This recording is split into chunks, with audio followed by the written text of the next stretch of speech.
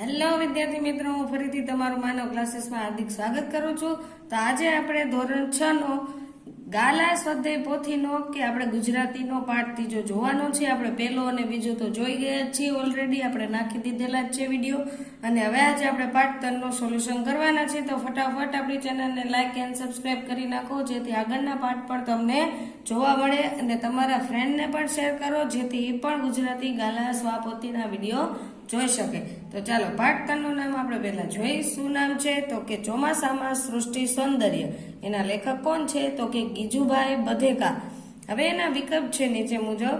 તો કે ચોમાસામાં ધરતી માતા આખા અંગે શું ધરવા લાગે છે? તો કે લીલી સાડી. ધોધમાર વરસતા વરસાદમાં કોણ આનંદથી નહાતું જોવા મળે છે? તો કે ભેંસ. વરસાદ પછી કોનું મધુર ગાન આપણને સંભળાય છે? તો કે નાના મોટા ઝરણાનું. લેખકે બાળકોને કયા જીવડાને શોધીને એકઠા કરવાનું કહ્યું છે? તો કે ઇન્દ્રગોપ. હવે છે પાંચમો વિકલ્પ. ગામડામાં કોને પૂછીએ તો તેઓ બપૈયા ક્યાં બોલે છે તે બતાવે છે? તો કે ખેડૂતોને. લીમડા કે પીપળાના ઝાડ પર કોના માળા જોવા મળે છે? તો કે કાગડાના. ચોમાસામાં આકાશમાં શું જોવાની બાળકોનો હર્ષ સમાશે નહીં? તો કે ઇન્દ્રધનુષ. ચોમાસામાં નિશાળ અને ઘરના બારણા ખુલ્લા મૂકીને બાળકોને ક્યાં ખેલવા જવાનું કહ્યું છે? તો કે કુદરતને ખોળે. હવે નીચે તમને ખાલી જગ્યા આપેલી છે. એમાં પહેલી જોઈએ આપણે દેડકા અને ખાલી જગ્યાના તીણા સ્વરોથી મેઘનું સ્વાગત દિવસ રાત થાય છે? તો કે તમરા. વરસાદથી કાયર થઈ એક બાજુ ઉભેલા ખાલી જગ્યાને જુઓ? તો કે ગધેડા. ખાલી જગ્યામાં પગ મૂકતા વહી જતા પાણીનો વેગ તમે આપી શકશો? તો કે ઝરણા. ઉનાળો અને શિયાળો બાળકોએ ખાલી જગ્યામાં ગાળેલો છે? તો કે નિશાળ. ઘાસના નવા ખાલી જગ્યાને નિહાળશો, તેને ચૂંટશો અને રંગો તથા રૂપો જોઈને રાજી થશો? તો કે અંકુર. હવે નીચે છે છઠ્ઠું. એમાં ચોમાસામાં ખાલી જગ્યા પક્ષી ભાગ્યે જ દેખાય છે, પણ તેનો બોલ અવશ્ય સંભળાય છે? તો કે બપૈયો. ખેતરમાં મોરને પોતાના ખાલી જગ્યા પીછા પસારતો જોઈ શકાય છે? તો કે મનોહર. ઇન્દ્રધનુષ જોઈને રંગોની ખાલી જગ્યા કરો? તો કે મિજલસ.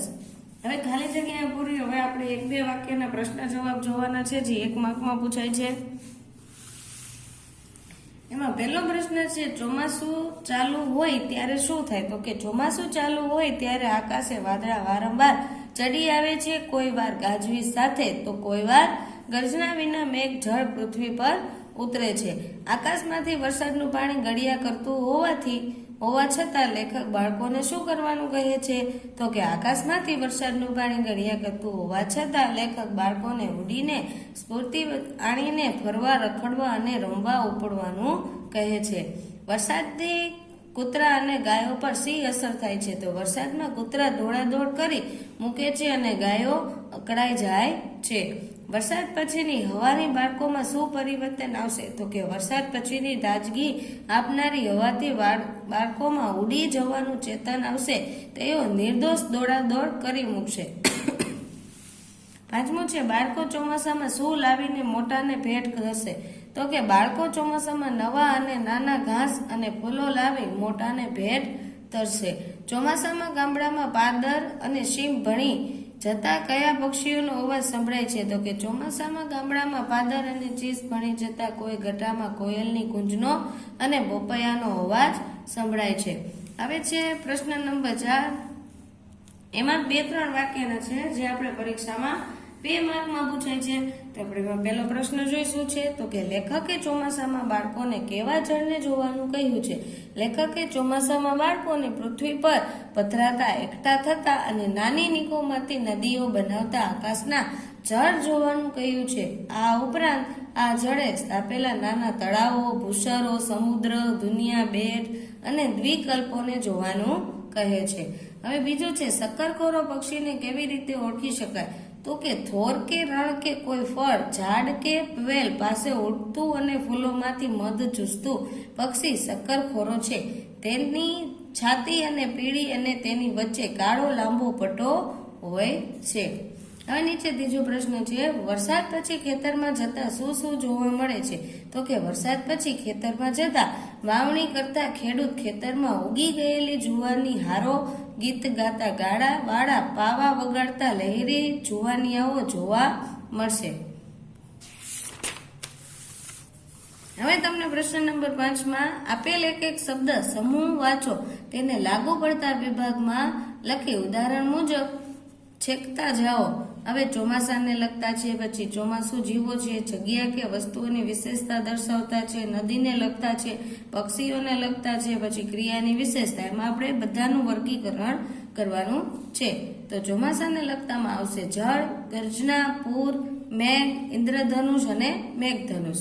ચોમાસાના જીવોમાં આવશે દેડકા, કાન ખજૂરા, વીંછી, કૂદકા, પાખાડા અને મકોડા.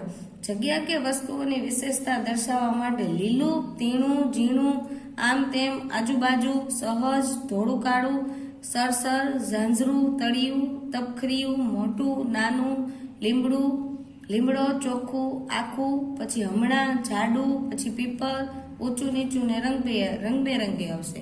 નદીને લગતામાં આવશે જળ, પૂર, રેતી, કાંકરા, માછલા, વહેવું, છીપલા, શંખલા, ભેખડ, કાંઠો ને તણાવ. પછી પક્ષીઓને લગતામાં આવશે શક્કરખોરો, મોર, પીછા, કાગડો અને માળો.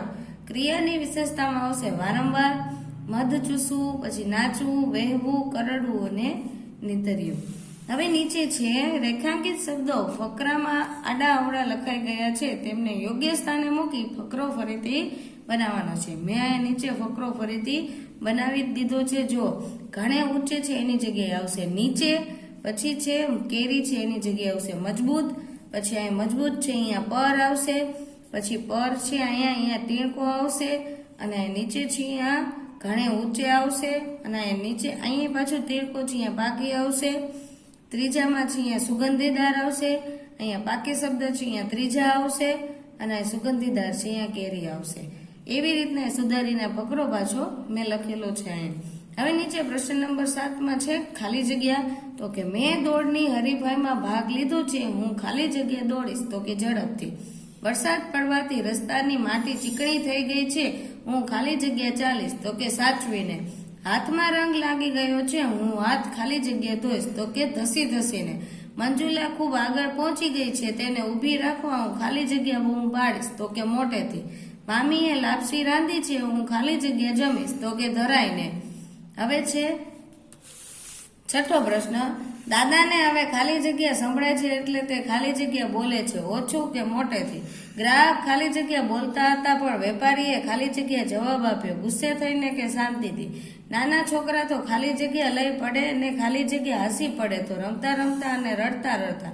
નીચે તમને બોક્સ કોષ્ટક પૂરા કરવાના કીધા છે. નામ અને વિશેષતાના તે મેં પૂરા કરી આપેલા જ છે, અને તેના વાક્ય પણ મેં નીચે બનાવેલા છે, તમે જોઈને લખી શકો છો. પ્રશ્ન નંબર 9 છે ખાલી જગ્યા પૂરો. એમાં પહેલું છે દાંતમાં સડો ન થાય તે માટે હાર્દિક સવારે ઉઠ્યા પછી અને રાત્રે સૂતા પહેલા ખાલી જગ્યા બ્રશ કરે છે. તો કે નિયમિત. મિનલને નવી વાનગીઓ શીખવી ગમે છે, તે ખાલી જગ્યા જાતભાતની રસોઈ બનાવે છે. તો કે અવારનવાર. મોટા ભાગે તો રેખા જ રશ્મિના ઘરે જાય, રશ્મિ તો રેખાના ઘરે ખાલી જગ્યા જ જાય. તો કોઈક વાર. નાની રિસેસ હોય ત્યારે વિદ્યાર્થીઓ ખાલી જગ્યા રમે, મોટી રિસેસમાં વધારે. તો કે થોડી વાર. સલીમના મામાનું ઘર નજીક છે, તો મામાને ત્યાં ખાલી જગ્યા પહોંચી જાય. તો કે વારે ઘડીએ. પછી પાછળ આવેલું છે પાછી ખાલી જગ્યા છે. કેળાની છાલ પર પગ આવતા તે ખાલી જગ્યા લપસી પડ્યો. તો કે એકાએકે. તમે મને ખાલી જગ્યા ફરવા ક્યારે લઈ જશો? તો કે બહાર. પાણીની ટાંકીની ખાલી જગ્યા શું પડ્યું છે? તો કે અંદર. તમે મને ખાલી જગ્યા જાણ કરી નહીં, કેમ? તો કે ખાલી જગ્યા હું તારી સાથે વાત નહીં કરું. તેમાં આવશે હમણાં. ખાલી જગ્યા આપણે એને ત્યાં ખબર કાઢવા જઈ આવીએ. તો અત્યારે આવશે ખાલી જગ્યા ઊભું છે તે કોણ છે? તો કે ત્યાં. તમે મને કાલે ખાલી જગ્યા ફોન કરજો. તો કે અવશ્ય. પછી નીચે તમને કૌંસમાંથી શબ્દ પસંદ કરીને ઉદાહરણની જેમ સરખામણી કરવાની છે. તો નીચે મેં લખીને આપેલું છે. પાછી જોડણી સુધારો પણ અહીંયા આપેલી જ છે. વ્યવસ્થિત જોઈને લખવી, રેફ ને માતરની બધું વ્યવસ્થિત કરવું. નીચે તમને સમાનાર્થી બબે આપેલા છે. પેલું છે વરસાદ, તો કે પર્જન્ય અને મેં. પછી છે પાણી, તો જળ અને નીર. પછી છે ઝાડ, તો વૃક્ષ અને તરુ. પછી છે પથ્થરો, તો કે પાછળ અને પહાણ. પછી છે જરા, તો લગીર અને સહેજ. અને પછી છે વિરુદ્ધાર્થી શબ્દ, તો કાયર તો બહાદુર, બાંધેલી તો છૂટી, એક તો અનેક, પછી બહાર તો અંદર, નિર્દોષ તો સદોષ, હર્ષ તો શોક, હવે આ બાજુ આપણે શબ્દ સમૂહ જોઈ. પહેલું છે જમીનની સમુદ્રમાં આગે સુધી ગયેલી આકડી પટ્ટી તો કે ભૂસી. બે સમુદ્રોને જોડનારી સાંકડી પટ્ટી તો કે સમુદ્રધુની. જેની 3 બાજુએ પાણી હોય તેવા જમીનનો ભાગ તો દ્વિકલ્પ. આકાશને પૃથ્વી આકાશ સાથે મળતી જણાય તે કલ્પિત રેખા ક્ષિતિજ આવશે. ચારે બાજુએ પાણીથી વીંટળાયેલી જમીન તો બેટ. પાણી જવાનો રસ્તો તો નીક. વાદળાની ગર્જના અને વીજળી તો ગાજવીજ. રાત્રે તીણા અવાજથી બોલતું જીવડું તો કે તમરું. ચોમાસામાં થતું એક જીવડું તો કે ઇન્દ્રગો. હવે છે રૂઢિપ્રયોગનો વર્ણ સામ્ય ધરાવતા શબ્દો અર્થ આપીને વાક્ય પ્રયોગ કરવાનો છે. ચોમાસું છે, જો મીંડાવાળું છે તો એનો મિનિંગ શું થાય? 4 માસનું વર્ષા ઋતુ. વર્ષા ઋતુ કેટલા માસની? 4 માસની. તો કે ચોમાસું પછી મીંડા વગરનું હોય, એમાં ચોમાસામાં થતું એવું થાય. તો કે ચોમાસું 4 માસનું ગણાય છે. અષાઢ, શ્રાવણ, ભાદરવો, આસો. વાક્ય છે ચોમાસું પાક આ વર્ષે સારો થયો. પછી છે હાર, તો એમાં પરાજય. અને બીજું વાર ઓળ અને પંકિત પણ થાય. પછી એમાં વાક્ય છે કબડ્ડીમાં અમારી ટીમની હાર થઈ. સારસ, પંખી પાણીમાં હાર બંધ કરતા હતા. ચલો આ વિડીયોને આપણે અહીંયા વિરામ આપશું. તો આગળના ચેપ્ટર જોવા માટે ફરજિયાત તમારે અમારી ચેનલને સબસ્ક્રાઇબ અને લાઇક કરવું પડશે અને તમારા ફ્રેન્ડને પણ શેર કરો જેથી એ પણ બધા વિડીયો જોઈ શકે.